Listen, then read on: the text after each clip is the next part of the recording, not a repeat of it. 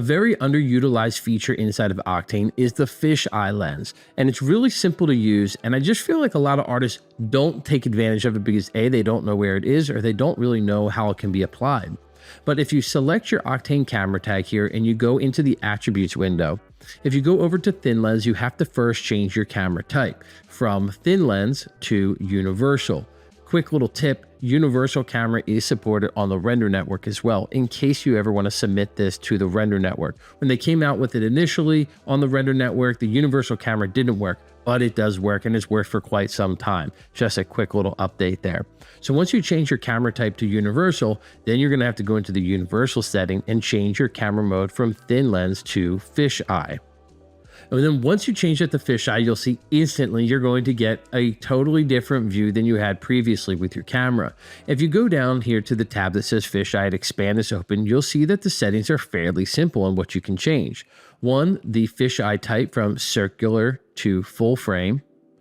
We can bring this back to circular, which is really just the round frame of the lens that we'd be seeing.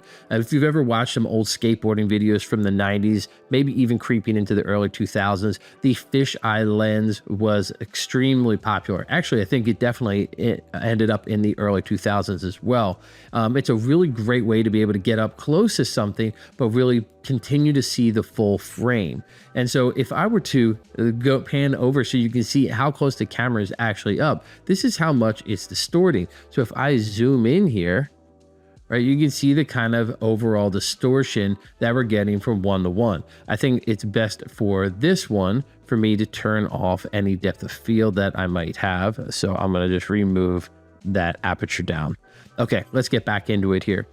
Okay, so the lower I bring this number value, the fisheye angle, the less distorted that it's going to get. But it still will distort, right? So like this is a pretty cool look. This was done not just for skateboarding videos and movies and films, but also tons of music videos, sports films, all commercials during that time. Again, super underutilized effect here. Obviously, the higher you increase that fisheye angle, the more distorted this is going to become.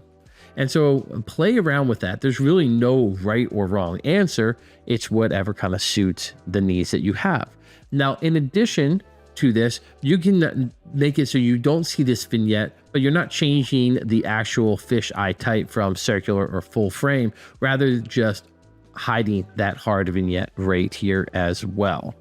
Those are the basic settings. The fisheye projection, play around with them. You know, they'll give you slightly different looks and different distortions.